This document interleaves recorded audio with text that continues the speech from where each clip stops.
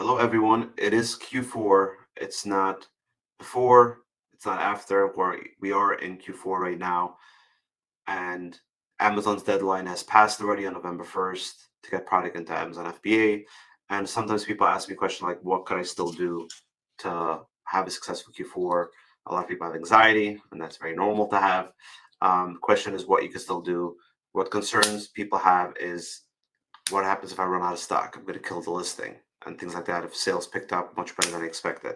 So what I've seen a tip that a lot of sellers do is they basically create another buy option on the same listing as FBM.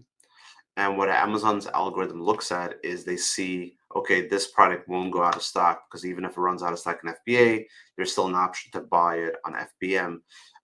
Well, Amazon's algorithm will then keep that listing on a good spot. So if your rank is pretty good, you come up well in the searches, you'll still have that same capability. Versus if you're running low on stock, Amazon will algorithm will start pushing it down and not give you that good spot on Amazon when people search to buy a product.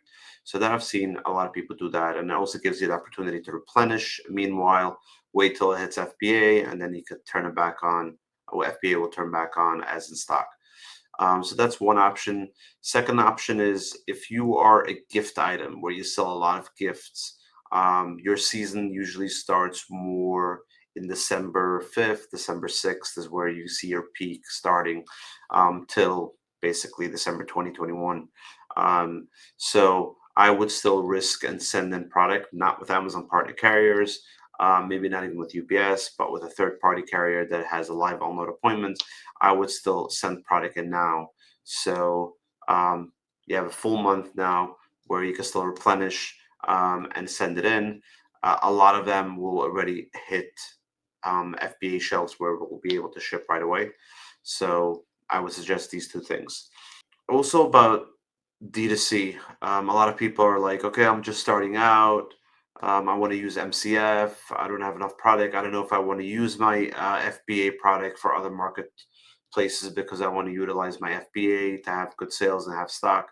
If you have stock in your own location, your house, your basement, your warehouse, or in a 3PL, it's a very easy, especially with us, like it's very easy.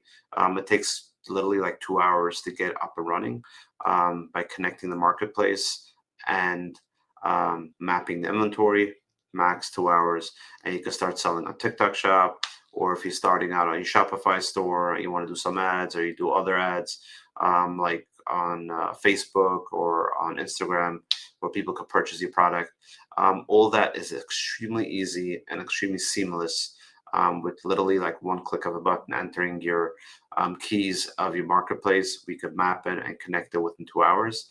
So that's something that don't push it for Q1 if you already have all the setups. You're set up in the marketplaces, you're set up with your listings and everything.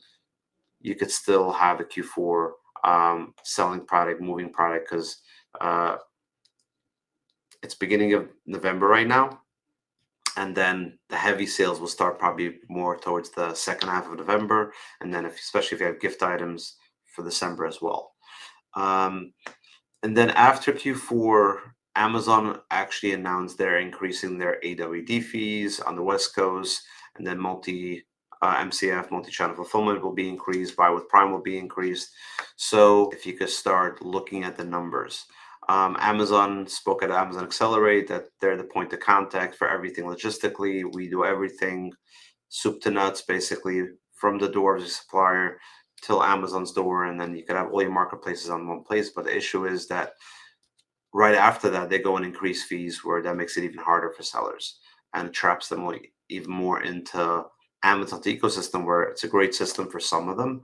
But for some people that are struggling with margins, or they want to have better control, to have more customization, better packaging, a person to speak to that's actually in the warehouse, start crunching your numbers and seeing that based on my numbers that I started doing, I'll probably come up with a calculator towards the end of the year.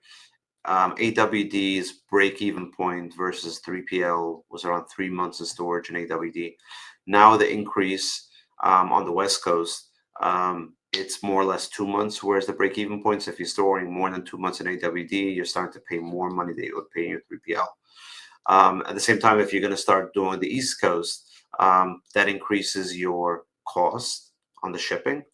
And what it also does, it's a much longer lead time. You have to add another 15 to 20 days to your lead time. So being proactive, once Q4 starts dwindling down, sometime mid-December, start crunching your numbers, start planning for next year. I hear a lot of sellers are talking about going direct to Amazon.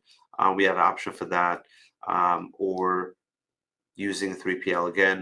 All these options is something we can help with, but just make sure you crunch your numbers. Obviously, it has to make sense. Has to make sense financially, that your margins are not getting intact. If something, you're saving some money. Thank you so much, and enjoy and have a crushing Q4.